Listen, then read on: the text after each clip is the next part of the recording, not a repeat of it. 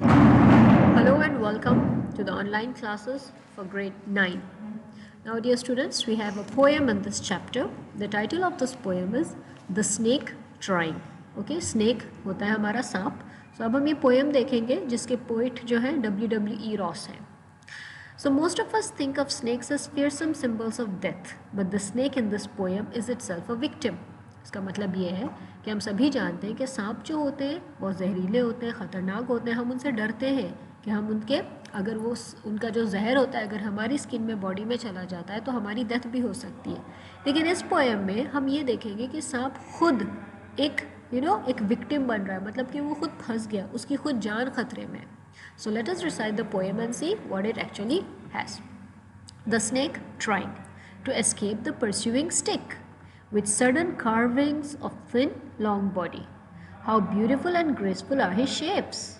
He glides through the water away from the stroke.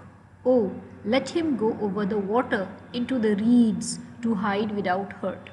Small and green, he is harmless, even to children.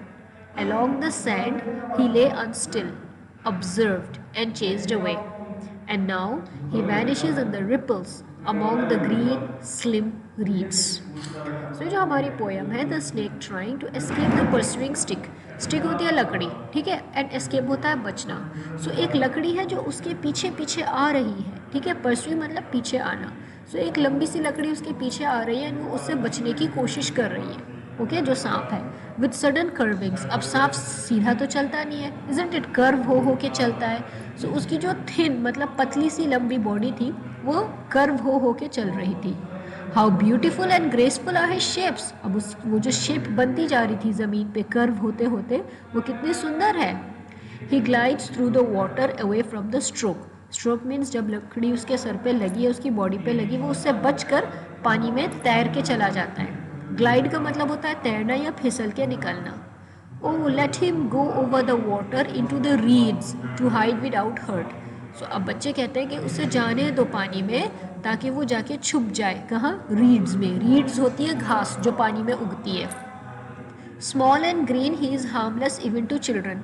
वो छोटा सा है and हरे रंग का है एंड वो बच्चों को भी नुकसान नहीं पहुंचा सकता. Along the sand he less until observed and chased away. अब जो रेत होता है ना पानी के नीचे, वहाँ पर वो लेटा रहा. हरे रंग का था तो थोड़ा टाइम लगा था उसे ऑब्जर्व करने में, लेकिन उसे भगा दिया. Chased means भगाना.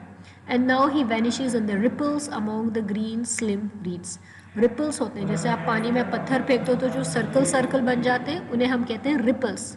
वैनिश का मतलब होता है गायब होना, ठीक है. ग्रीन स्लिम रीड्स मतलब जो बारीक बारीक हरी घास थी उनके रिपल्स में वो सडनली गायब हो जाता है, मतलब कि वो अपनी जान बचाकर भाग जाता है.